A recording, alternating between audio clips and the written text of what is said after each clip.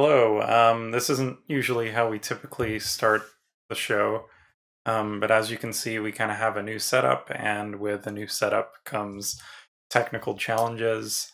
Truth. Uh, for one, being I don't think my MacBook Air is really cut out for doing this, so we may have to switch gears to my computer to do this for a future episode. But if you're watching the video version, I would say everything looks good, Hmm. sounds good until about an hour where things kind of hit the fan, and you'll still be able to listen to this, but the video just turns into a slideshow, which has a lot of Darren like this, me like this, and still images from the game. Right, right. Um, so yeah, that's fun, right?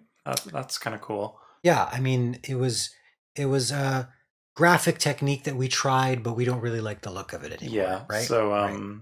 yeah, bear with us. If you're listening to the audio version, we have to make a cut because for whatever reason it decided to not record the last like minute of the show when we're kind of wrapping things up. Right. Which means if you're watching the video, it'll go slideshowy and then it will go clear again. Yeah. So back to our regularly scheduled show, I guess, is where we'll go from here. Indeed, indeed. Enjoy. Enjoy. Enjoy. Second player press start.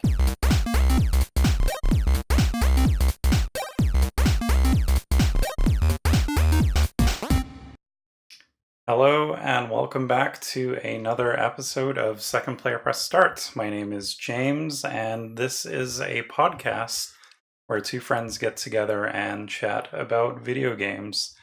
That's true. That is true. And as always, joining me today is my good friend On the couch even. sitting on the couch, Darren. How you doing, Darren? I'm doing well, James. Thanks for asking. Yeah, this is not the first time you've seen us in our, recording garb, but I'm still on the couch as usual. This is just from a different angle today. Yeah, so if you're watching the YouTube video, which I recommend doing because we publish audio and video version of this podcast, I'd recommend checking out our YouTube channel where we're doing video versions. And we have now a little multicam setup. Wow. Wow. Wow. Yeah, we're getting pretty technical over here. Multicam, multi-mic even. Multi-mic. Yeah, we Yeah. decided to ditch the lapel mics that we were using before. They were okay, but I feel like these mics should give some better audio quality. Right. A little context, James actually DJs, as a thing. He mixes music and produces music, and you should all check it out. But he's an audiophile at heart. So Yeah. I think, enough with the lapel mics already. Am I Yeah. right? Yeah, let's get some real mics here. So, yeah, hopefully this sounds okay. This is kind of our first time doing this setup. So, audio listeners, I hope this sounds a little bit better than what you're used to. Yeah, leave a comment wherever you're listening, whatever your options are. Fire us messages, and we've got our Twitter at the bottom of the screen there. Yeah, you So- can reach out to us individually. Or go to our website at secondplayerpressstart.com. Right. And that's second with a 2, number 2, ND, secondplayerpressstart.com. All right, so with all of that fun stuff out of the way, let's go to the real reason why we're here. The video games. The video games. And we're going to talk about one game today that Darren has been bugging me to try or play for quite a while. It's true. We've kind of reversed roles on this in this particular instance. Yeah, so I've recently built my own computer, which is kind of being blocked by this mic, but so I'm now back into PC gaming. I guess I've been kind of out of that field for, I think it was like high school. I was pretty heavy into gaming on a computer. I remember going to your house in high school in the 90s, maybe? Yeah, early 90s, late 90s, I guess.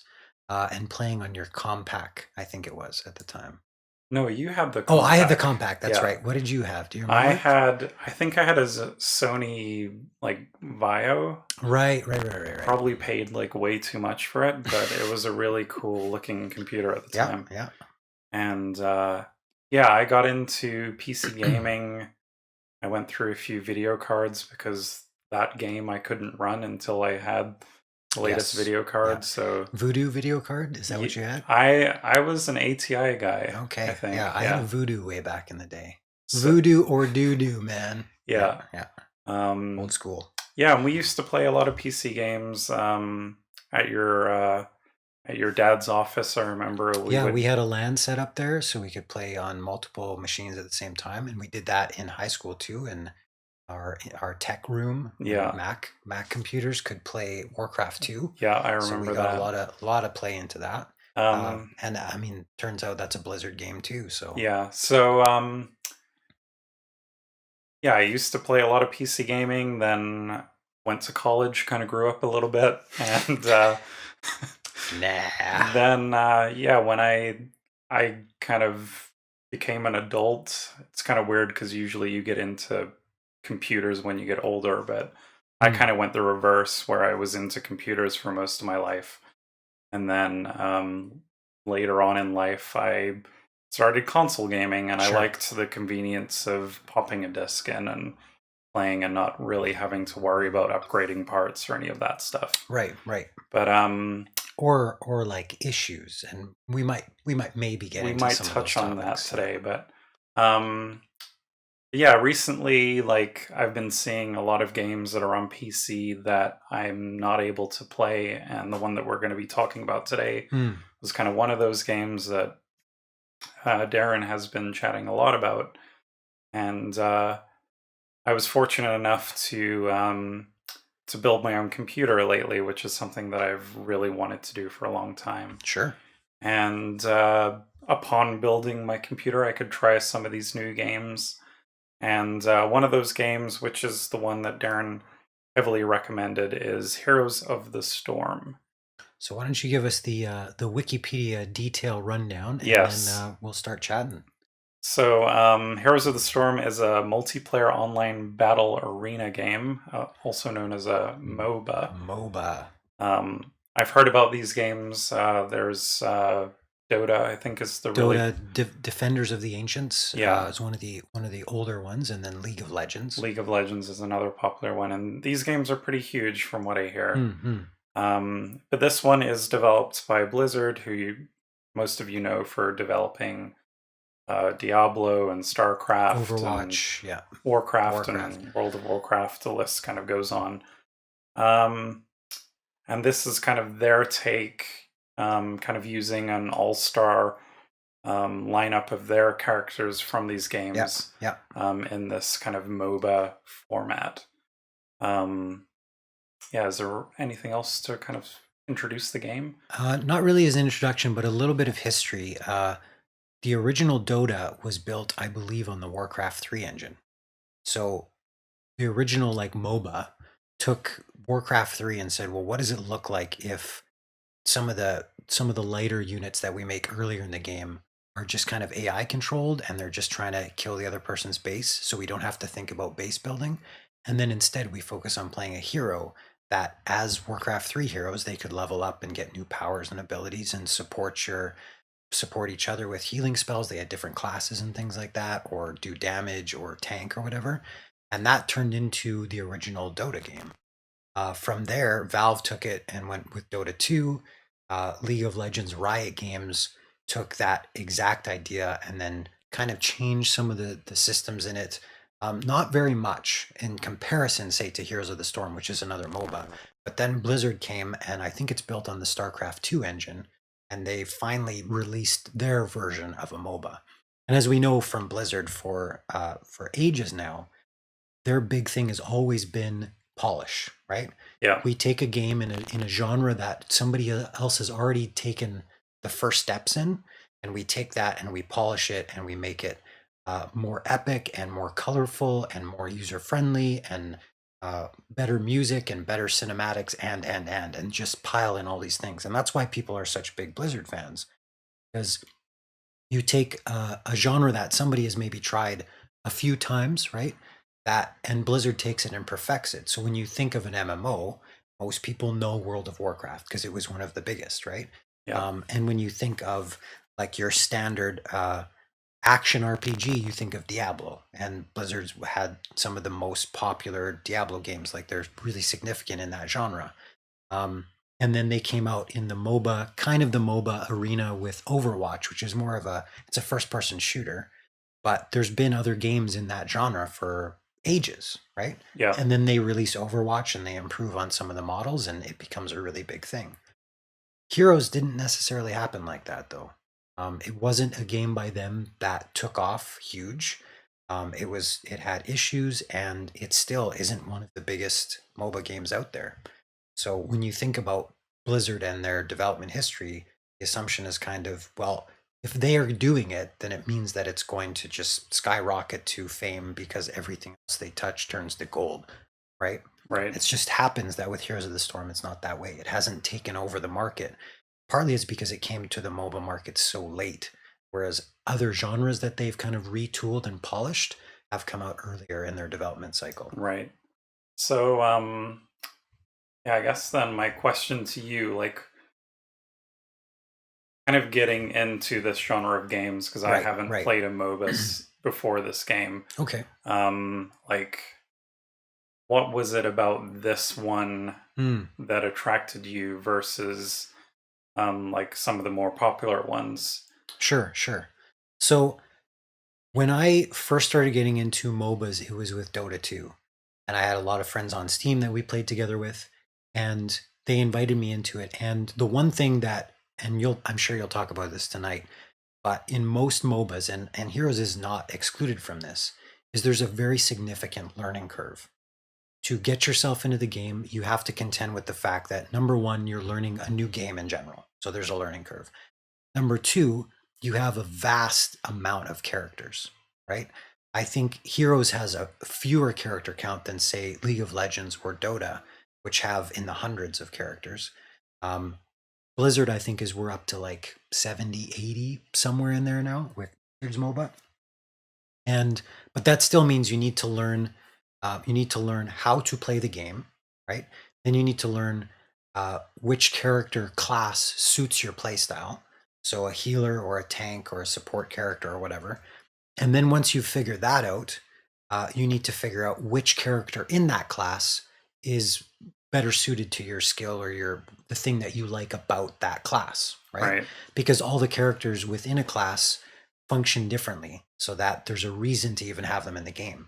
Because if there's no uniqueness to them, if all the healers, for example, function the same and the only thing that was different was their skin and their name, then you're not really getting a different play style or a play experience out of using the same type of character.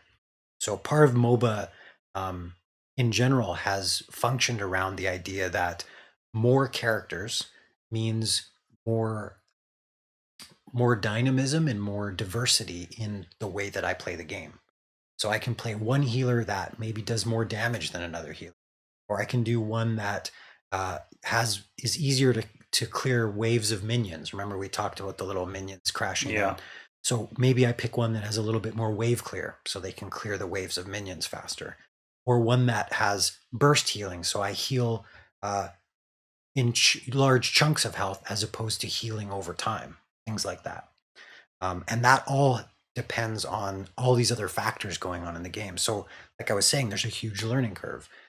One of the things that Heroes does a little bit differently, there's another learning curve in Dota and League, which has to do with some of their in-game economy, where you have items. So in Dota and League, you kill enemies, and this can be either enemy heroes, so other players that are playing, or the minions. And if you last hit them, and that's a whole nother topic, but essentially if you get the last amount of damage on them before they die, then you get the experience and you get the gold from killing them.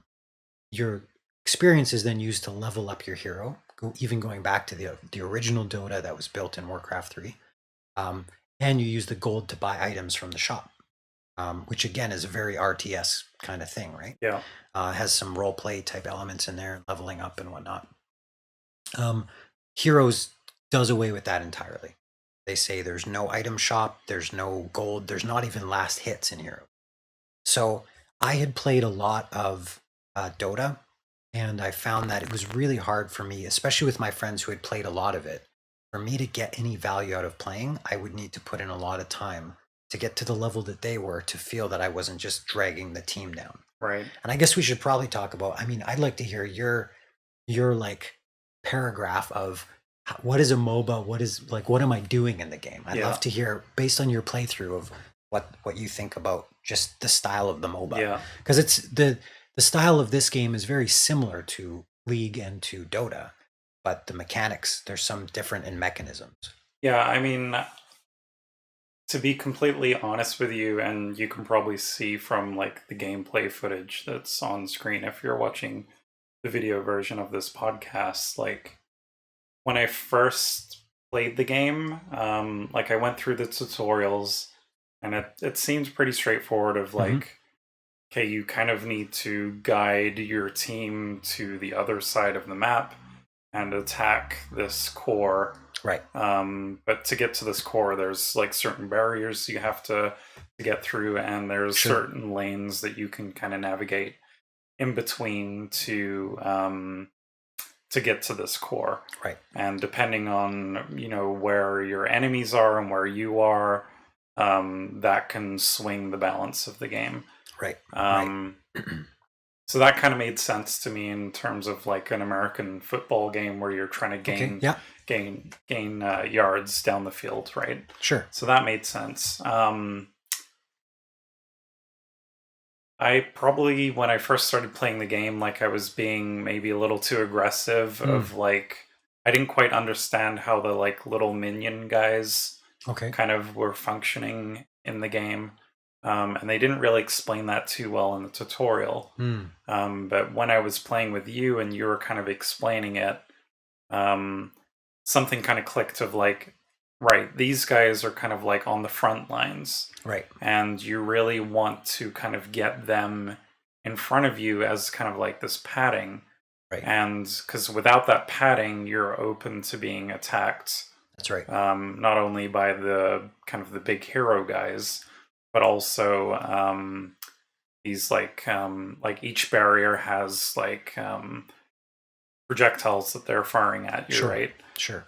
So if you just kind of go to the front of the line and you start attacking, you're gonna die very quickly because they take a lot of damage versus having your minions kind of wither away at the towers, and then you kind of scoop in and attack them. So once you kind of explained that and I kind of saw that in action, that's when it kind of clicked for me. Because yeah, playing through the tutorials, I didn't quite kind of get that kind of aspect of the game. Right. And really like with that piece, the game seems a lot more understandable to me now. Okay. But there does seem to be a lot of nuance in like every map seems to have like certain little quirks. Yes. And like little things that you can like there's the little parts of the map where you can attack like the larger creatures. Right. And then they become like allies. And then there were some maps you were showing me where different objectives kind of pop up. And that's a very significantly different part of Heroes than of the original MOBAs. Yeah. So some of the map variations kind of confused me because beyond that tutorial, there really wasn't, other than like the splash loading screen where I think they describe a little bit. Yeah. Until I got into the map and having someone like yourself that's played this game, you know, hundreds of hours. Right. Like kind of explaining like, oh, you can actually hide if you stand in this spot. Right. Like those little nuances, I don't know if I would pick up just playing by myself, but I do like, I am interested in learning this game. Right. Because I do find like that base game and even just that tutorial map kind of fun. Sure. And I do like kind of the strategy and I guess the other thing that I really like about this game is just the different characters that you can select. Yeah. And they all kind of have their own unique abilities. And I guess playing with a team is probably more fun than just what I've been doing, which is just kind of playing like AI opponents, Right. because Yeah. I you can think really, in some of the video that you have, it's you plus AI opponents plus yeah, AI members on your team as yeah. well. But I feel like, yeah, playing, because we played a few matches together. I was having some technical issues, which we'll chat about a bit later, but Sure. um, I could see that being a lot of fun once you start kind of coordinating your strategies and attacks and Yeah. where to go on the map. I will say that the most engagement I've had in this game, bar none, has always been when I'm on voice communication with a group of 4 other people. The matches are played in 5 versus 5, so you've got 5 hero characters on your team versus 5 hero characters on the team, and that is probably the most intense and enjoyable gaming experience that I can think of, at least on a social level. Right. It doesn't hit on the narrative level that I get from other games like I've seen in Mass Effect or Last of Us or things like that. It doesn't hit on necessarily the simulationist style games like where walking sims or even the Sims or stuff like that, where you're trying to emulate something that's happening in the world, right? Those style games. Yeah. But on a mechanism side and on a skill level side and multiplayer side, this probably is the culmination for me of just a really great gaming experience. Now, I've played this game solo just as you have, as I learned to play the game solo, that's where I met the people that I play with, right? Right. So there's so much of my investment in the game through that learning period and up to the place where I am now, where it's also a social activity for me. I'm kind of at the place now because I still love the game, but I've realized that, and this goes to other games as well, that I get more value out of it when I'm playing in a social context, which is why I love doing second player press start. Um, Whereas if I log into the game and I think I might play a match or two and there's nobody online, I might play something else, Right. or I might watch a movie or whatever, read a comic book or something. Um, yeah. So going back to your initial question, because I don't know how much of our audience plays MOBAs. I don't know how much experience is in our audience with MOBAs in general. So to talk about the differences between Heroes and other MOBAs is a little bit of context. Yeah. But I will say that I had played Dota for a while, and then I swapped over to League of Legends because I heard from forums and things like that things were simplified a little bit so that the learning curve wasn't as high, because that was the challenge I was having with Dota. I like the idea of the game, but I knew I couldn't play with my friends because they were higher skill level than me. And even though they were patient with me, the chance of us getting all on together for me to get value out of it wasn't happening. So I had to make a decision. Well, do I sink hours into this game solo, or do I try something else that's kind of the same? So I Right. played League, and it was an easier learning curve. The tutorial was really good. My experience with the game was good. I remember even speaking of on the social side of it, a lot of people don't like MOBAs for the simple reason that the community is really harsh, especially with new players. And salt is one thing people talk a lot about. Somebody being salty is like, being rude and like not being constructively criticizing, but just criticizing, just Right. critically talking about people and get good and learn to play and that kind of thing. And I remember that a little bit from Dota, and I remember that a little bit in League as well. Probably less so in League than I saw in Dota. But then, granted, I didn't play a significant amount. I played a few months of each game. Right? When I came over to Heroes, one of the first games I played with one of the first characters I played, it was a healer character named Lee. She's this little friendly panda character, and her mechanisms are quite easy for new players. I think you played a match with her. I think maybe a little panda healer character. I'm not too sure if I did. But the way that her healing works is one of her basic abilities is to toss a potion, right? But when you hit the ability, you don't have to aim on a character or a location to affect an area. As soon as you hit the button, it will heal the closest person to you that has the least amount of health.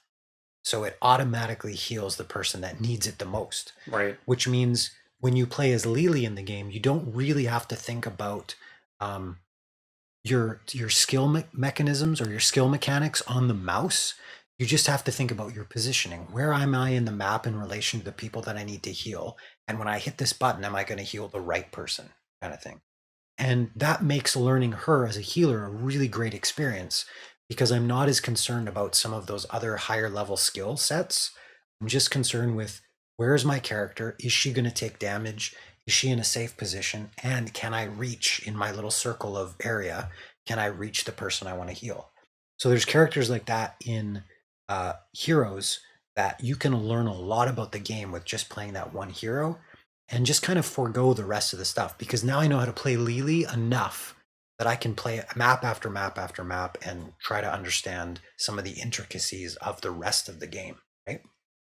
So anyway, so I'm playing League of Legends and I'm just not, there's aspects of it that I just don't like. And I can't even, partly because I'm not analyzing the game as we have been in the last, few months that we've been doing second player, but I don't really have anybody to talk to about it. I don't have anybody to like work through, what's wrong with this? And I realize I'm listening to a podcast by a designer named David Serlin. And I think I've brought him up before. Yeah, because he did Fantasy Strike. Right. He's the lead design on Fantasy Strike. And he did a podcast and he's a Blizzard fan. He did a podcast where he touched on the design of Overwatch and he touched on the design of Heroes of the Storm.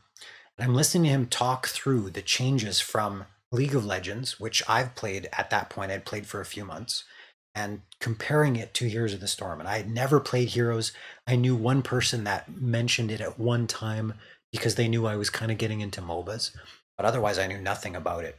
But listening to David Serlin talk about the design mechanisms and how from first principles of the game, how they changed some of the mechanics of the game and the ripple effect that it had in the design of the game, I was so immediately compelled by just the design. And I hadn't even played the game at that point. I hadn't seen anything. It was a podcast. But I was like, I have to try this game because some of the stuff that he was talking about was exactly the challenges I was having in my experience with League and Dota. And a big one, and this is probably the biggest, is the last hit thing. Okay. So like I said before, you have these minions that are going down one lane. You have minions from the opponent going down a lane and then they fight. And if nobody's there, they just kill each other. And then another lane comes out 30 seconds later and they fight. And if nobody's there, nobody gets experience, nobody gets last hits, nobody gets gold. So you're not any further ahead trying to move towards the opponent's towers, right? So being in lane to be the one that last hits the minions gives you the experience and gives you the gold. So your immediate intuitive understanding is kill the minions, okay? But don't always kill the minions. Wait till you kill the minions when it's the last hit. Last one, right? And if you're playing with somebody else in the lane, in Dota they have it's not explained in the game. It's part of the meta of the game. But in Dota you have what's called AD carry, and that means attack, damage, carry. So attack and damage is part of your character class that says when you attack, you do more damage. Okay. Now I'm, for the huge Dota fans out there, I'm just paraphrasing this for, so don't, hopefully, you'll be nice online to me.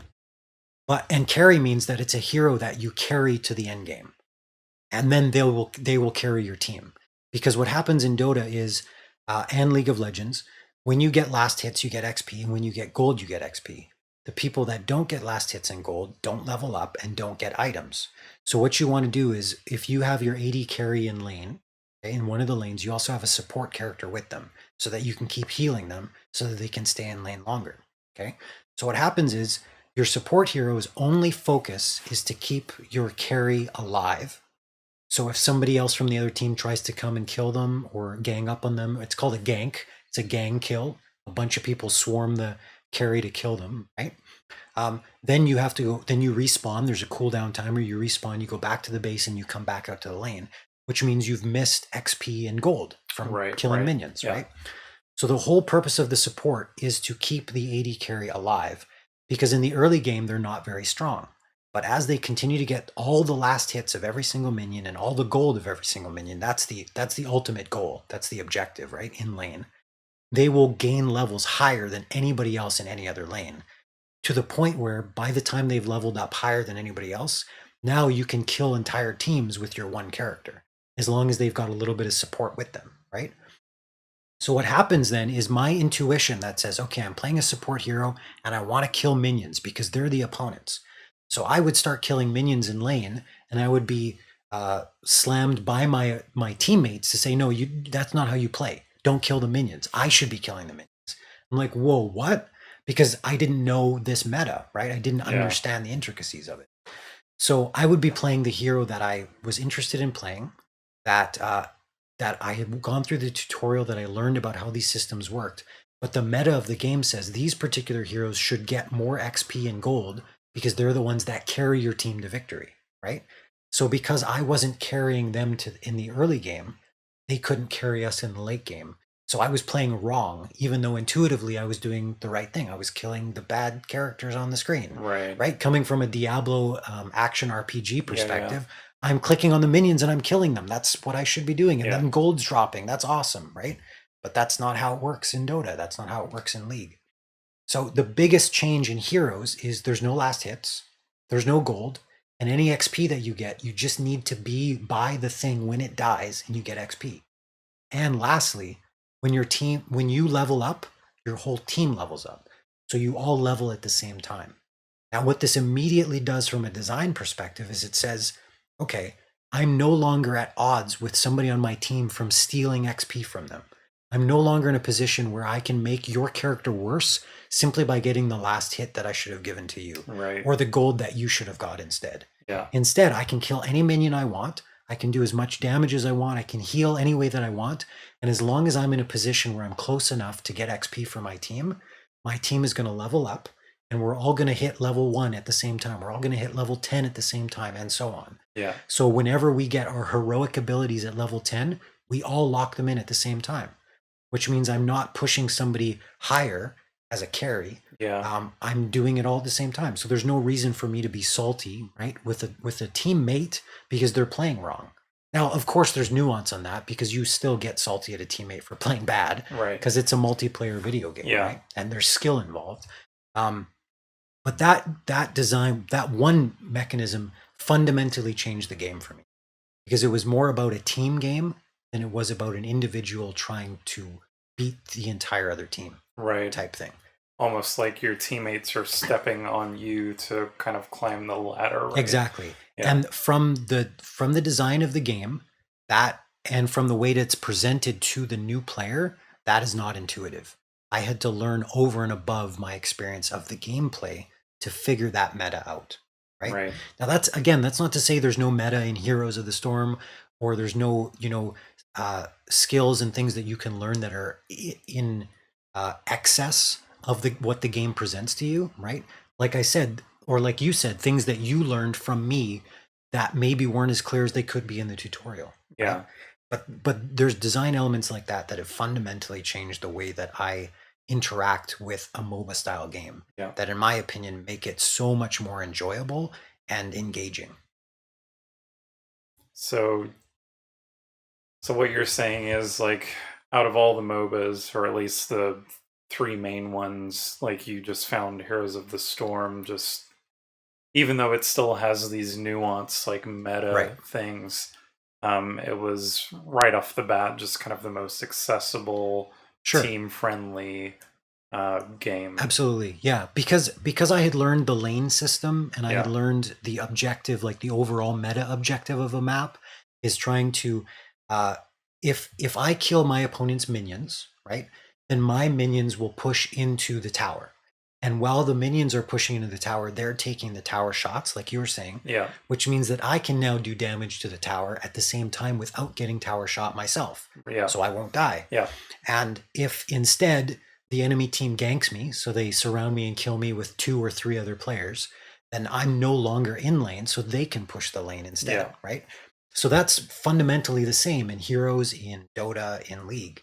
The difference is that I was more concerned about my team, and the hope was they were more concerned about me.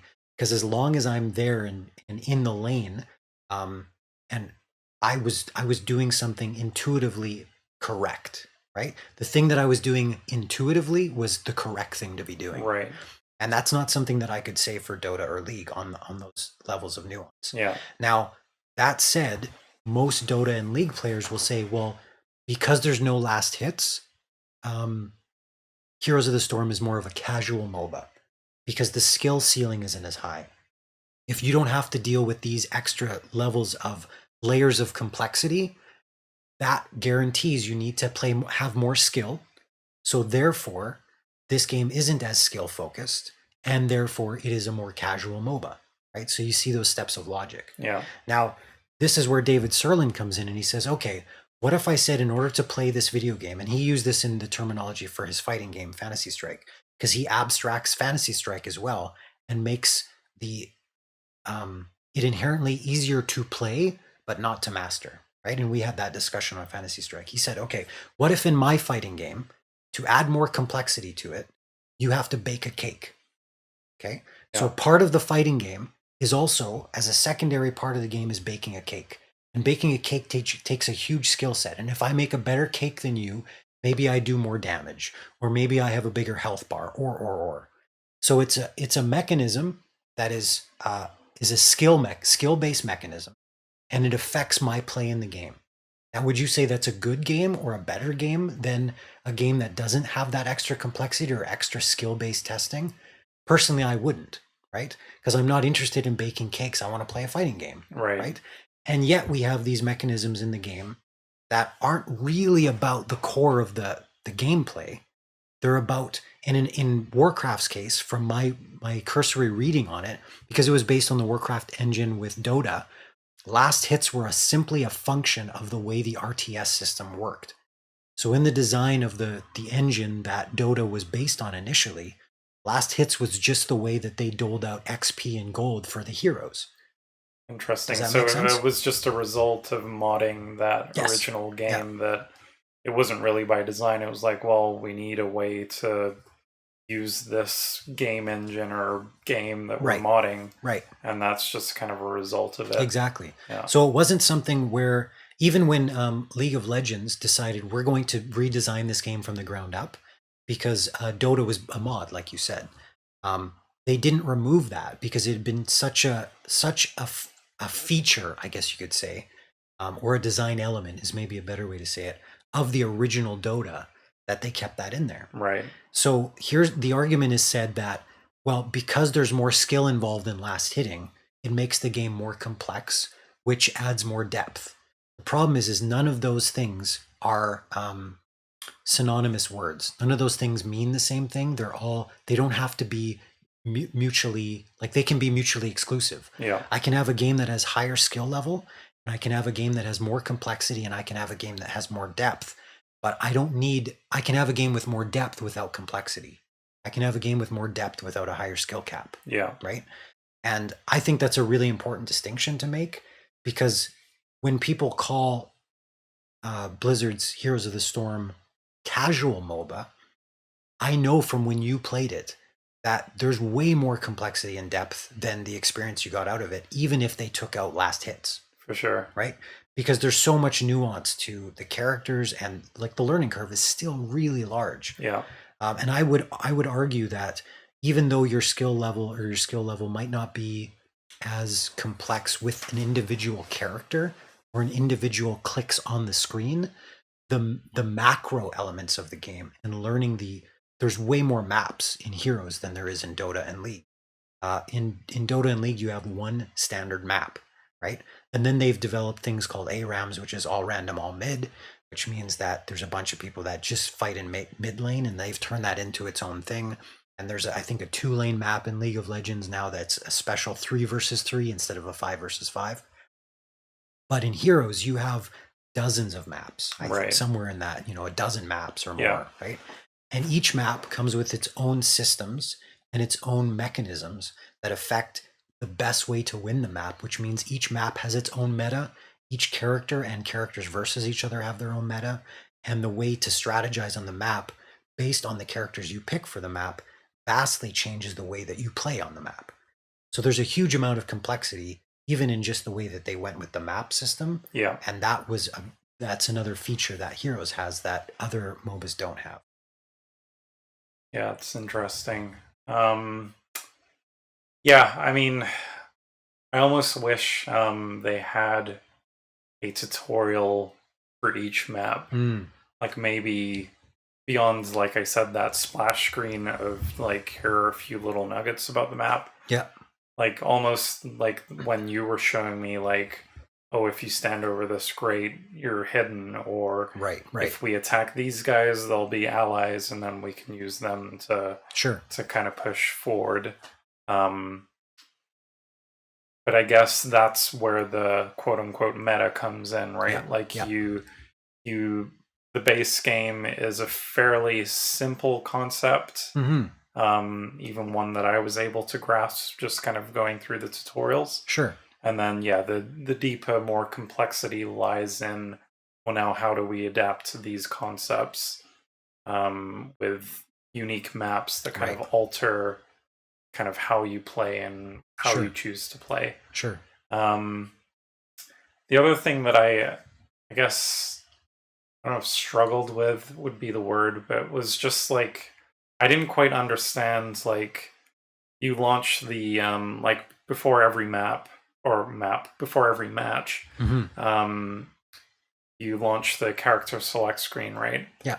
And I was presented with like all these like cool looking characters, all these look really sweet. But I was only seeing like certain ones kind of highlighted that I could select to play, right? And I guess that's where they probably make their money, or they get people to invest time playing. Right. Because I think you've said to me in the past, like, you've never really paid for a character, you've just unlocked them by playing, right? Yeah. So currently in the current state of the game, it's a little bit different than when I invested initially. And when I started playing, there was two forms of in-game currency. There was a gold system, which you would gain gold after every match. Win or lose, you'd gain gold. If you did better in a match, then you'd get more gold, right? If you won the match or whatever. Yeah. And then they had a gem type system, which was the real money. So I could buy a set amount of gems with real currency, and that converts to gems. And then those gems I can use to buy things in the game too. And all of the for purchase items in the game are all cosmetic. So there's nothing that you can buy that will affect your skill level. Now it's an interesting point, because there's one skin for a particular tank called Muradin, and it was outlawed in HGC because of some of the design aspects of this one skin. I think it either made it harder to hit or easier to hit or something like that. So it was just that one tweak. But people liked the skin enough that instead of saying, let's banish the skin, they just said, well, for the purposes of our like high tier play, like the esports, esports stuff, we're just not gonna put that in there. Right. That said, I mean, there's stuff I can talk about their high esports level too, because they had a bit of a mishap with that in recent months. But if everything's cosmetic, then I could, by playing the game, I could get gold, which would allow me to buy new heroes and buy cosmetic items and stuff like this, right? There is also cosmetic items that would unlock once I hit certain levels with certain heroes. Because after each map, I guess there is one more currency in the game, and that's your kind of meta XP. So each hero levels up at the same time, right? So I play a tank, Muradin is my example. So I play him a certain amount, then I get to level 2 with him and level 3. And in the old version of the game, once I hit level 10, I would unlock a special master skin, which meant that I've played Muradin enough to reach level 10, so I can show off this new skin. And, that shows that I've played more with this particular character, right? So what they still do now and what they did before is what you're talking about, the free characters. And they rotate through a series of up to 10 characters every week that are free to play, okay? So if you own no characters in the game, every week you can still log in and play for free with some of these characters. Now, to incentivize people to play a little bit more, those characters, I think character number 7, 8, and 7, 8, 9, 10 or something like that unlock at different player levels. So if you, James, logs in now, maybe you have 6 characters for free this week. But if you play a little bit more, play a few maps, get a little bit more XP as your personal avatar ranks up, right? Your login username. Yeah. Now you unlock a 7th character next week. Right. And then maybe you play a bit more and you unlock the 8th and 9th and so on, right? So that means as long as you're up to, I think it's only like level 5 or maybe 10 or something like that, which is not hard to do in the game. I think you can, if you were to play every one of those free heroes once and win a map, you would level up with them, which would get you, you'd be level 5 after playing one map with every hero kind of thing, right? Right. So then eventually you get to 10 free characters every and those change all the time, right? And they try to do a good amount of easy characters to play to hard characters to play, and that's a skill reference, right? How hard is it? How easy it is to play this hero? They also try to do it across the classes of the heroes, and even a little bit between the lore, the IP, right? Is this an Overwatch hero? Is this a Warcraft hero? Is this a Diablo hero? That kind of thing. So that gives everybody a little bit to, if you're like, oh, I really like Diablo and that's how I heard of heroes, I'm going to come in and I'm probably going to get a chance to play a Diablo character that I might remember in the free week because they just unlock them for free. And that's great, right? I hear that a lot of people, when they do certain updates in other games and then they release those characters or those skins and heroes for free because it's just gold purchases or whatever, it brings new people into the game. Like they've released recent heroes from the Diablo universe or from Overwatch, and that there's generally an influx of new players or players that haven't played for a while that come back to the game because they're like, hey, my hero, the hero I really love playing in this game, is now in Heroes of the Storm. And I want to see how they've been designed and mess around with them in this game. So yeah, the thing that kind of bugged me about that though, like being a new player, the tutorial missions that I played, I played as, was it Jaina? Is that her name? Jaina, yes. Jaina.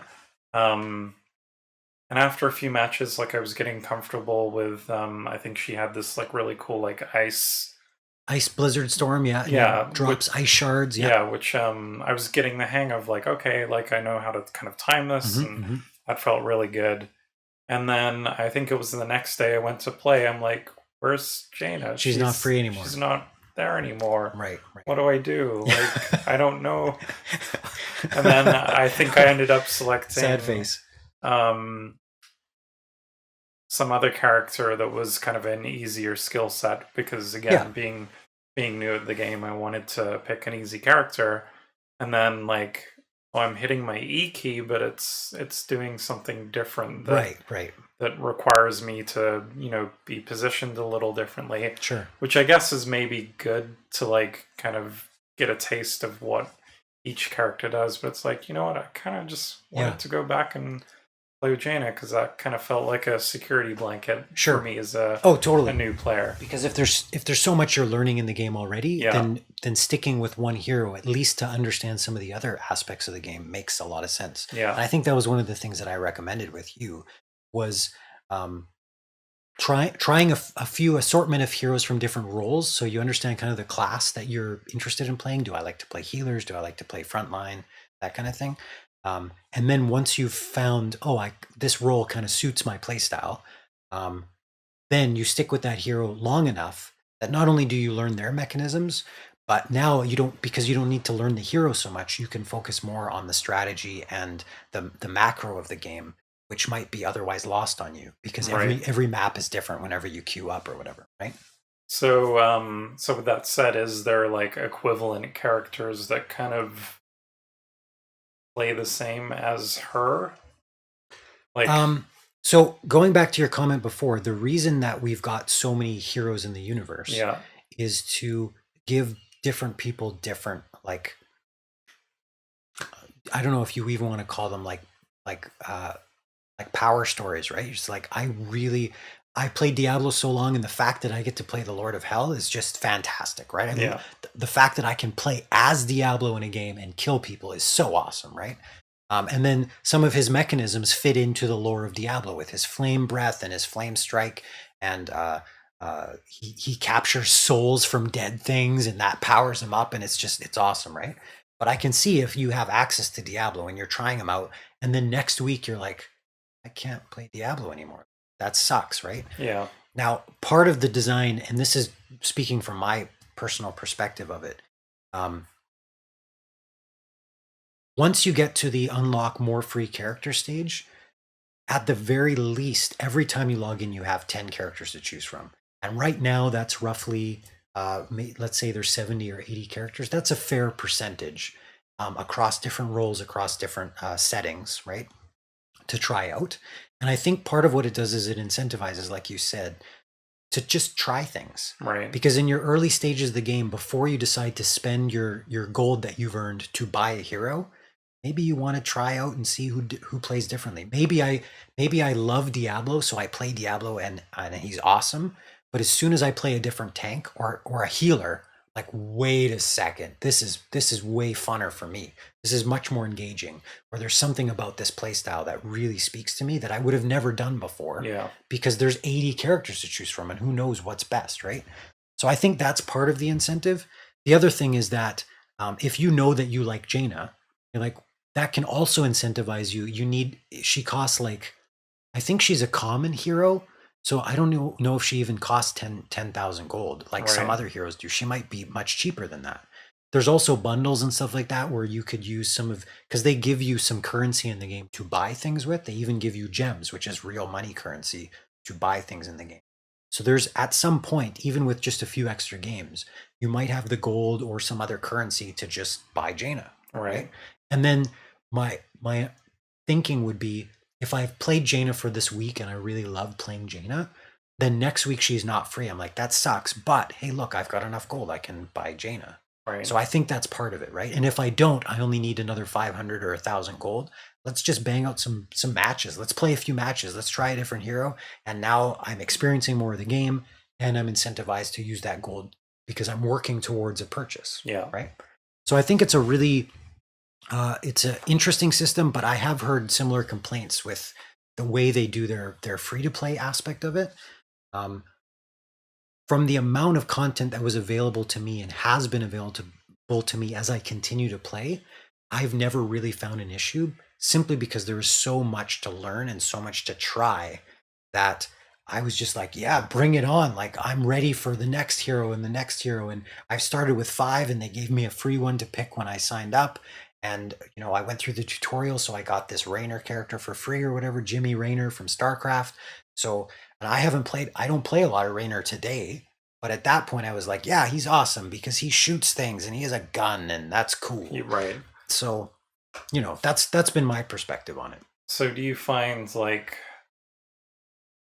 because we're at kind of two very different stages of playing this Sure. game, obviously, do you find that you still, like, experiment with characters, or have you played enough where you're like, I kind of have my go-tos, so to speak? Right.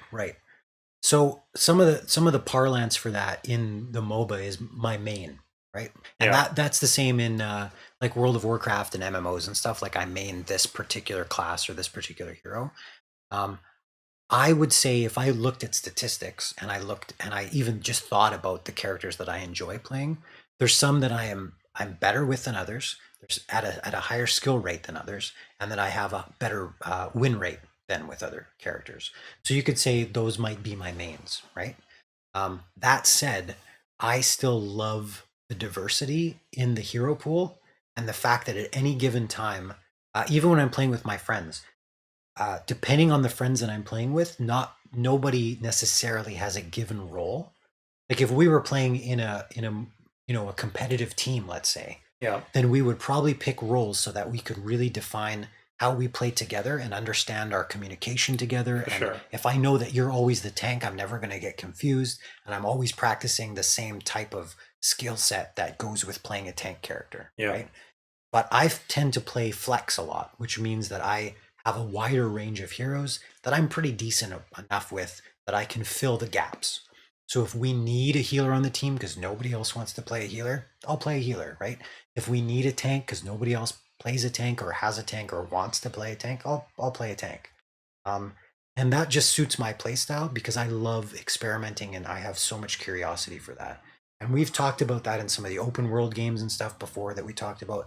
I'm just so curious about digging into the world and seeing how different combinations work. And that's another design feature in the game is with the leveling up stuff, right? In Heroes, instead of using the gold to buy items, which then give you some essentially buffs, they say, okay, now my damage is X percentage stronger, or now my attack rate is X percent faster, right? So that's generally what items do in MOBA, in other MOBAs, right? In Heroes, every time you hit a particular level, every level gets you stronger, so you have more health, you have more damage, and so on. You don't necessarily move faster though, because that's a whole nother aspect of the game. But once you hit certain levels, every 3 levels from the beginning of the game, so you start at level 1, and then at level 4 you pick a new talent. At level 7, so 3 levels later, at level 10 you get your heroic talent, which is your like ultimate ability from other MOBAs. Yeah. Then you hit 13, 16, so another 3, and then another 3, and then you skip 4 levels to hit level 20, which is kind of the level cap for talents. But your heroes can get all the way up to level 30. They just don't unlock new abilities. So the way that other games have done this system is every time you gain a level, your abilities get stronger. And then once you gain your heroic ability or your ultimate ability, you get a 4th of your main class of ability. So you start with 3, you unlock your 4th ability as your heroic. In Heroes, it's level 10. And I don't even remember what the level is in other MOBAs, right? And that's on your R key, I think, right? Yeah, Yeah. QWER, Yeah. right? Now I do different hotkeys because it works better for me, but I do ASDF. Doesn't matter, whatever. Yeah. You know, some people I'm are a noob at this. So yeah, some I'm people just- out there yeah. are going to be like, what? That's so weird. Like, so whenever I talk about it, I say, yeah, use your Q ability, but I know on my keyboard it's my A ability. So I mean, Right. whatever. Yeah. But in other MOBAs, once you make enough gold, you can purchase the first tier of an item, or an item that is then going to be able to upgrade into another item so that you can get more damage or more attack speed or whatever, right? And different heroes will do different builds of different items in sequence based on the type of hero that they're playing. So the item store is always the same for everybody, but there's no need for the support character to buy more damage because that's not their objective in the meta of the game, right? Again, intuitively, I'm like, oh, that item sounds awesome. I want to buy that item because I have gold for that item. But I shouldn't buy that item because it's bad for the meta of the game, right? And what they do in Heroes is when you hit a particular level, they give you a discrete choice of 3 talents. They say, do you want to improve this ability? Do you want to unlock a new ability? Or do you want to improve this other ability? And you have to make a decision. Now, some of those talents, if you read into the heroes and you understand their talent trees, you understand that some of them form into builds of the hero that focus on a particular ability. So I have a Q build, right? And this is focused on my Q button. I have a W build, which is focused on my W button, right? And these things synergize together. So now that ability becomes stronger and stronger and stronger. Gotcha. Right? But the fact that it's a discrete choice that you make at every level means that sometimes you're going to take the map into consideration. Well, in this map, there's a lot of team fights. So I need to, and I'm the healer, so I need to put out a lot more heals, and maybe I need an area of effect heal, a heal that happens in a big area because everybody's just going to be brawling. And if I can heal with my healing ability plus this extra little totem that gives healing to everybody, that's maybe a better choice based on the map. Sometimes you're going to choose based on your opponents. Well, I know that if I take this ability that grants me unstoppable, which means nobody can lock me down, their team has a lot of crowd control, which is CC for short. Crowd control means I can stop you in place, I can stun you, I can knock you out of the way, displace you, that kind of thing. Yeah. So if I'm unstoppable, they can't touch me with any of their crowd control. So I might want to grab a talent that gives me unstoppable, right? So that means that at every stage, I can make a discrete choice. What's best for my hero build that I'm currently building into? what's best for the map and what's best for the opponents I'm fighting. And then there's the fourth one is what's best for the synergies with my team, right? Because if my tank player, there's a big cow in the game called ETC, and he's a Tauren character. So Taurens are these cow characters from Warcraft, and he's a cow rock star, which is awesome, right? Sure. And he has his weapon in the game is his axe, but it's also a guitar because you call guitars axes, and that's awesome. Yeah. And he's this metal cow that headbangs and all this kind of stuff.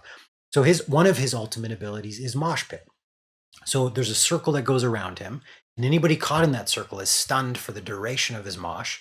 He plays metal guitar, and everybody in the circle just like headbangs with him, right? Yeah. And moshes with him. So if I know that my tank is playing ETC and takes that talent, then I might want to take Jaina's talent, which is called Ring of Frost, which locks everybody to the ground and does considerable damage. And then I can drop my Blizzard ability on them and I can do all this. So the amount of damage I can do within the course of like 1 second is just insane if everybody's stunned in one place and I know exactly where they're going to be. So that synergy is huge, right? And that's not something that you'll figure out on day one, because you need to understand who am I playing with, what map am I playing on, who am I playing against, and which talents are people picking at different tiers. Right? So that's where all that depth and complexity comes. And I can still enjoy the game without going to that level, but there's always more for me to learn about in the game and more for me to skill up, right? To level up my play. Yeah, because that aspect of the game didn't really click until you just described that, because I guess it's kind of the, like, I'd be playing in kind of these AI matches, like the training matches. Sure. And the little voice would pop over, choose your skill. Right. Yeah. Talent or whatever. Yeah. And then, okay, I click the little thing, and okay, I just end up just randomly clicking one because I kind of want it to go away. But it kind of makes sense. It's almost like a rock paper scissors thing of like, do I keep going on the path of kind of getting stronger at this, like my rock, right? Where my teammate maybe getting stronger at the scissors, but then when we meet, I win. Right. Or, vice versa, whatever, right? Yeah, totally. So, yeah, I guess there is a bit of kind of rolling the dice, so to speak, on that aspect, because depending on what you pick, those little nuances and choices will ultimately affect how the game will kind of turn out. So, that definitely brings us to Heroes Global Championship. Okay. So this was HGC. This was something that their esports, right?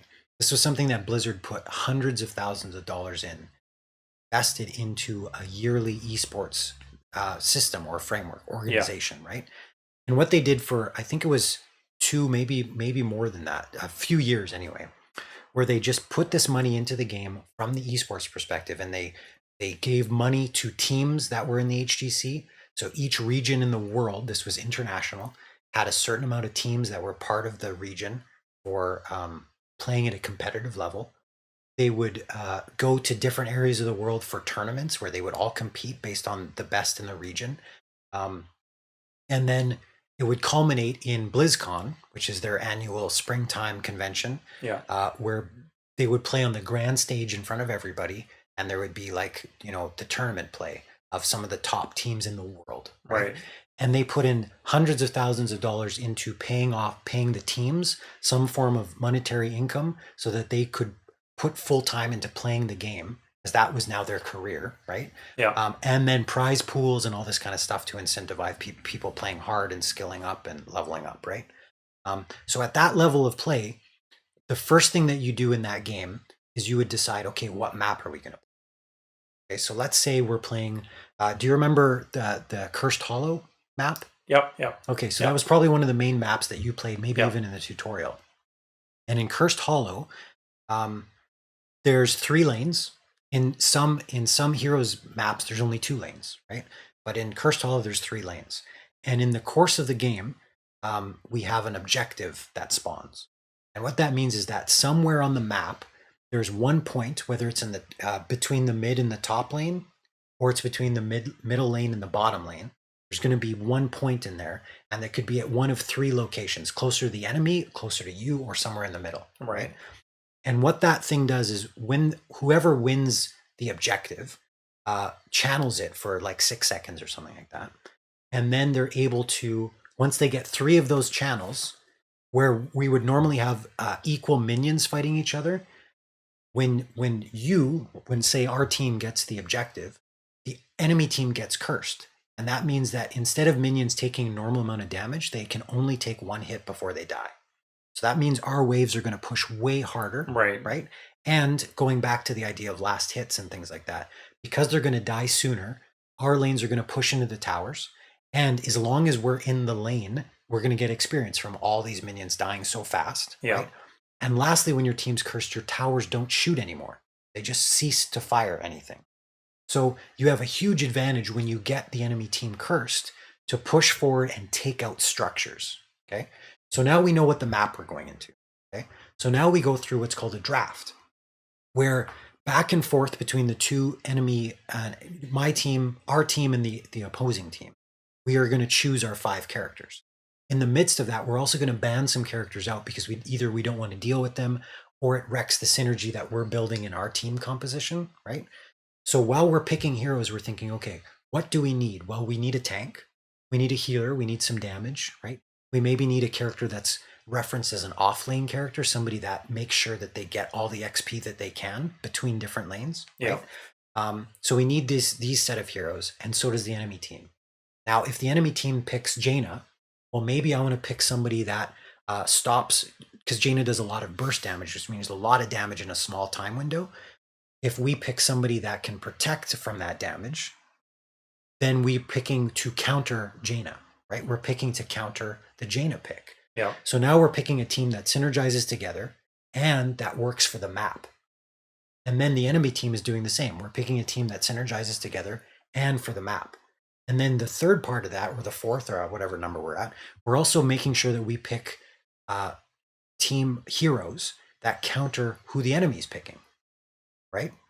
So now, by the time we're finally into the game, we've picked 5 heroes that counter the enemies, that synergize well together, and that have good abilities that fit for the objective, in this case, the curse of the map, and the fact that this is a larger map than some of the other maps. So the fact that if you can move faster, there's some heroes that can fly across the map. They have global abilities, so they can move around the map a lot quicker. Those are huge advantages on a large map because it takes a long time to get from point A to point B on a large map otherwise, right? So that's the level of skill you get to then, even before you start playing, right? Even before you move out of your hearth area into the game, before you even move your character once. These are all the decisions that have come into picking for the map, picking my heroes, and picking against the enemy heroes, right? And then we start playing. It's been called it's like playing chess, a chess match before a boxing match, right? The idea that there's so much brain strategy that goes into planning your system before you even play. Yeah. And now we play the game and it becomes a skill match of who can play their team better than the other team, right? And because of the objectives on the map, like I talked about, you don't see team-based objectives in other MOBAs, which means this game forces both teams to fight each other at various intervals throughout the game. So you get really good at team fighting. There was something that Blizzard did throughout their thing where they brought in League and Dota players to play heroes. And what was one of the things that I thought was fascinating, because the skill sets are similar, some of these players that were really good at League and Dota, and it was a charity event or something like that, they were able to get higher in the ranks in Blizzard's rank system for heroes because they were just good players, right? Yeah. And that makes sense. They had to learn the nuance of the maps and things like that. But they had like the mechanical. Exactly. But the clicking, mechanical skill yeah. was able to put them higher Yeah. in the ranks faster. Now, because Heroes is so focused on team fights, I heard from a number of those folks that played other MOBAs. They're like, the amount of times that I actually fight as a team in Heroes is so far above the amount of times that I fight as a team in Dota that simply by playing Heroes more often, I can learn the nuances of team fighting that I and improve my skill at team fighting, which I would never be able to do in Dota because I can't guarantee a team fight might even ever happen Right. based on the mechanisms of the map. Yeah. Whereas it happens so often in Heroes that it becomes a central part of the design. Right. And that's just because the objective at 2 minutes, something spawns on the map and that both teams rush for it. Right? Yeah. So it guarantees you're going to have that head-to-head confrontation, which I would argue is one of the funnest parts of the game. Like laning is fun, and outplaying on a one-to-one skill level, like I did better than you in lane, so I get XP for my team. Yeah. That's a great skill test and one-to-one competition. I think that's fantastic. But the fact that it also forces you into team fights, which is now a 5v5 thing, is just a fascinating thing that doesn't happen in other MOBAs. And then when you add into the fact that we level up as a team, so we're working more together, we're trying to work more cohesively, there's the kind of interaction and coordination that comes from this game far outpaces what you see in other games because you're focused on your individual carry, right? So, and I guess like because playing as a team is so important in this game, I guess that leads to like you as a player will play better because you're communicating as a team, right? Like you almost have to communicate as a team in order to succeed, right? Yeah. So I guess that probably leads to a less like toxic environment of not, people kind of helping your teammates out rather than in some of the other MOBAs you were talking about, the metaphor of stepping on other players to kind of get higher up or do better in the game. Which you've said, the most fun you have playing this game is when you're kind of interacting and kind of the social aspect of playing this game. Yeah, absolutely. So it kind of encourages that, which then leads to your more fun in this game. Right. Yeah. When I've got 4 other people and me on communication headsets and whatnot, and we're talking to each other and we're strategizing and we're we're shouting out our cooldown so we know when I can do damage or when I can stun or whatever I can do, or I've got a heal for you or I can protect you, things like that. And even in a game like that where you're playing like you're on the back foot because the other team's outplaying you in some aspects, but then because you manage in your coordination to take a team fight, and that allows you to secure a keep or some structure on the map, or even take core and win on this at this one brief moment where you've killed enough of the team that they can't stop you for 30 seconds because of their cooldown. Yeah. And that's just enough time that you can rush core and kill it and win the game. It's like so intense. It's such a fantastic experience. Now I know some of that's similar in Dota and League, but the team coordination I never saw in those games. Right. And I did play a few months in each of them. And I did play even with friends in Dota because that's who brought me into the game initially. But it was really hard to get to that stage of coordination, not knowing some of those other things and intuitively not playing the game the way I should be playing the game. Yeah. So there's just those nuances of this game that are baked into the design of it that lead to these types of outcomes that I've never seen in another MOBA before. So yeah, I've been playing it since September 2016, and that ranks as the game that I've played the most in my entire lifetime. Wow. I've never sat with a game that long before, and we've had that discussion about various games in the past too, whether I even played to completion sometimes, right? Because of losing interest or the storyline or something grabbed me in another game and I just wasn't getting, I felt like I got to the level in that game where I was just like, it's okay to leave it for now. Right. And I just never got back to it. Yeah. But there's something about this, and a big part of it guaranteed is the social element. If I wasn't playing consistently with some of the friends I play with and enjoying that experience, then the value isn't as much there for me in just the solo play. Right. Right. Yeah, and I think like before my computer crash, which I guess we'll get into now, like I enjoyed kind of learning like with those AI matches, but I did find it fun, even though I kind of felt like the younger brother kind of trailing behind his bigger brother at school. Yeah. But as you were kind of teaching me, I did find that a lot more fun. And games typically, when you play with other people and you're communicating are more fun. Sure. Like even some of the worst games that we've even played on this podcast Right. are fun because we've played together, right? Yeah, So, absolutely. So yeah, I guess a little quick aside, which was a little bit frustrating for me, was this game ran perfectly fine on my computer. Like settings were all maxed out. I was a happy camper, and for whatever reason, and I noticed this in Destiny 2, which we're going to chat about on a future podcast episode. I noticed after like 20 minutes, my game would just crash, and not to the point where I could just like alt tab and kind of close the application, but my whole machine would just lock out. Wow. Yeah. And I would have to do like, hold down the power button to completely shut the system off and power it back up, which, I mean, even though my computer boots up pretty instantly to kind of launch the Blizzard app and then reconnect and get, contact you through the little messaging thing through the Blizzard app. It took maybe like 5 minutes to get kind of fully back into the game again. Sure. That was a little frustrating. Yeah, absolutely. But as I kind of dug a little deeper of like, why is this crash happening? This crash also happened on Watch Dogs 2, which I've been playing on the PC. It was a very similar crash where the machine would just lock up. So my initial thought was, is it isolated to Blizzard stuff? But then it happened on another game.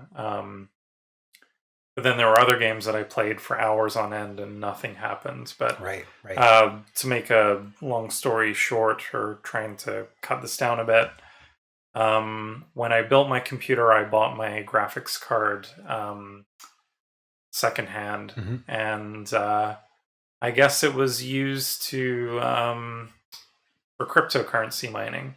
Right. So after a bit of digging, I found that the BIOS on the card was kind of flashed to optimize for Bitcoin. That's crazy. Which is crazy. Yeah. So I was able to flash the card back to normal, and now I've played kind of matches back to back, and I haven't experienced those crashes. Nice. So PC gaming, right? Like all your individual units and electronic components in a computer, and you're like, I'm not surprised that console was as such a sticking point for you, especially coming from PC. Yeah. And I remember back in the day, that was one thing that did annoy me about PC gaming was, these little, because these machines are so different, right? You can't guarantee that the game is going to run consistently on every single piece of hardware.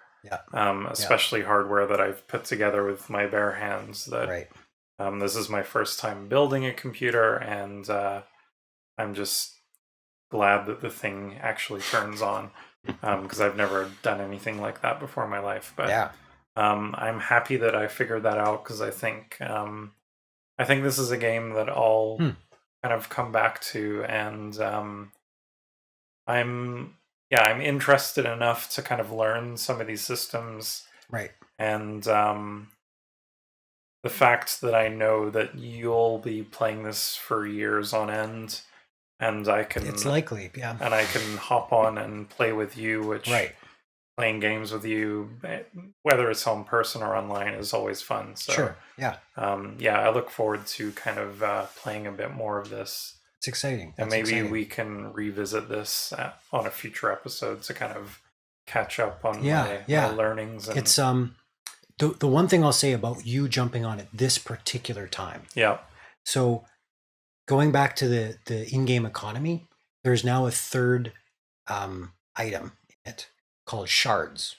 And shards are, instead of you being able to just buy the things you want, whether through gems or gold like it was before, they have a loot box system. Yes, the loot box, which every ubiquitous loot box, right? Every game, has loot boxes now, right? Right.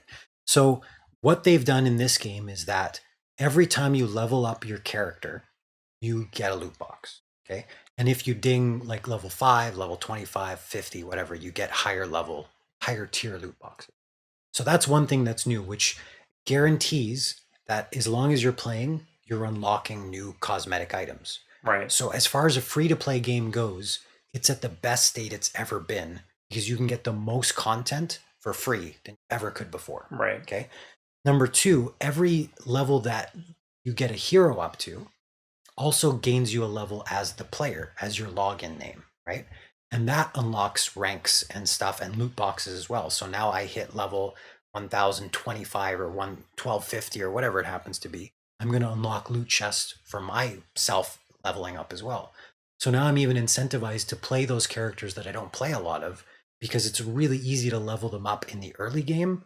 So level 1, level 2, level 3, than it is when I'm playing some characters that are like level 50, whatever, right? So there's incentive for me to try other characters that I wouldn't normally because of the loot box and the free stuff, right? And whenever you roll a loot box that you've got some of the cosmetic items already, then it just gives you shards, which is that third economy system. So I can then use those shards to purchase more cosmetic items. Right. So it means that over time, like I'm in a position now, based on the amount that I've been playing the game, that most of the loot boxes I roll, I already have all the items. But because I'm getting shards for it, I can just buy the thing I want when I want it. Again, I don't even have to spend real money on it. Now, that said, at Christmas time and events and things like that, I've purchased loot boxes for my friends and like, gifted them to people. But I have never spent real in-game money on myself because the cosmetic items of the game, though they're fun and cheeky and there's some silly stuff in there that I think is really great, that's not where I get the value for me in the game. Yeah. So in a lot of ways, I'm not even incentivized sometimes to level up, though the ding of the level up is still, there's still psychologically, it's like, well, I've almost hit level 30 with Falstad, this like dwarf flying on a griffin, so who I love, right? And he speaks in this Scottish accent, of course, right? Yeah. This Blizzard Scottish accent, Yes. right? But I've almost dinged level 30, so yeah, of course I'm gonna play him now because then I can get a loot box, right? Which is gonna get me nothing but shards, but what the hell, right? Yeah.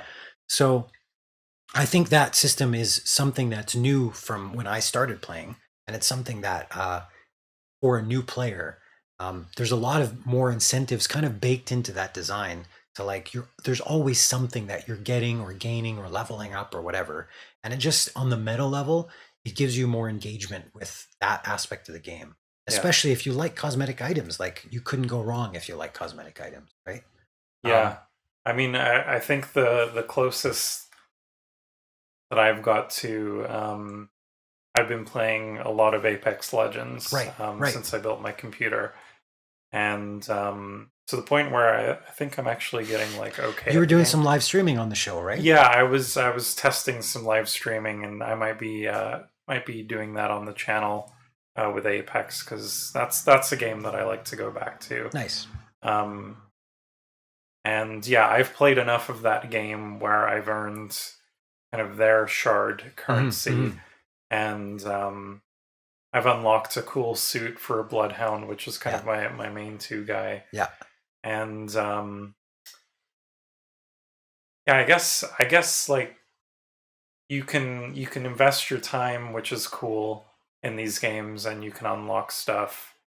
And then I guess what their hope is, like, you probably put in enough hours where you kind of justify it to yourself. Like, I've played this game for, like, I think even Apex I've played, like, PC version, I've probably put in like 20, 30 hours. And I could probably justify to myself now, like, I'm going to keep playing this game, that I will plunk down some money for a new character, this or thing maybe I want. something that, this costume that I can't get by just playing time, but you know what, I play enough. Yeah, I feel like I can spend some money. And I think that's the way to go with these free-to-play games, is like charging for characters that are stronger. Like, it doesn't really make sense, because then it becomes, okay, well, I have more money than you, so I can buy the better character that's going to beat you every time, right? Pay to win. Pay to win, yeah. Whereas these cosmetic items, I think the people that will buy them are likely going to be the people that invest a lot of time in your game, Sure. which only makes sense. And then if you keep the fun stuff free and unlockable, that just gives people the incentive to keep playing your game, which Right. Right. yeah, I guess the cycle or the loop kind of continues. And yeah. Now, the only other thing I should mention, so as of this year, they canceled HGC, which is the Heroes Global Championship. So their esports model, they just dissolved it. Now, their reasoning for doing it financial, and a lot of people blame Activision, the Activision side of it, because of Right. shareholders and all that kind of thing. You know, this isn't the Blizzard that we know and love. This is a financial reason that goes above and beyond, you know, the love for a game kind of a thing, right? The evil corporate Yeah, overlords exactly, kind of a thing. exactly. So their reasoning was, we're not making enough money, we're not getting enough results in the amount of money that we're putting into this, so we're not going to continue. Now, at the time, the way that it was delivered, number one, the way it was delivered was poor because it didn't explain, it hit on things abstractly, which gave people the wrong idea, at least in my opinion. Number two, they led the HGC players, the career focused players, to believe that that wasn't the case before dropping it on them late, that it wasn't going to happen anymore. So we've got people that are investing time in training and practice and with their team and all this kind of stuff, find out like much later than they should, essentially without their 2 weeks notice, that you don't have a job anymore, right? Because they were paying for these people to do what they were doing. Yeah, because I'm guessing like the previous year's prize pool would have been X amount of dollars, right? So they make an investment. Okay, the next year we're going to train our players we're going to pay them in advance. Sure. So yeah. Definitely part of it is prize pool money, but they were also paying teams like a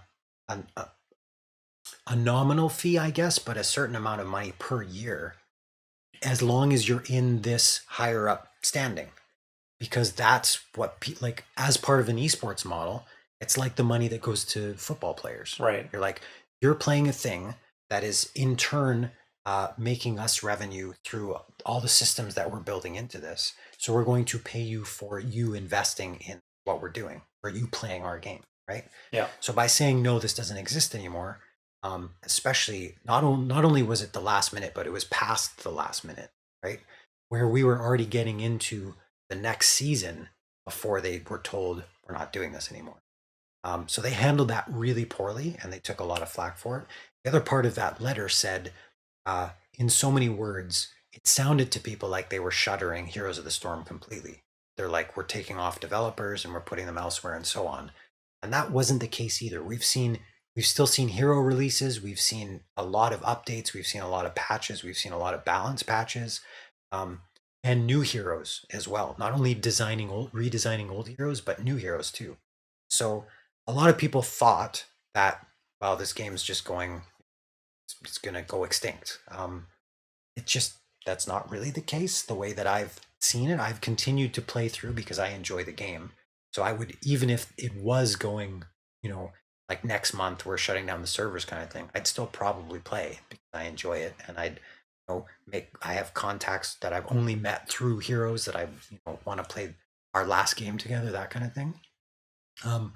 That said, I still think it's a great time to jump into Heroes of the Storm. I think that there is a learning curve. I think that's something that you have to prepare for a MOBA because of the sheer amount of characters. We looked at some of those previous fighting games we looked at Street Fighter 5, right? Yeah. In comparison to Fantasy Strike.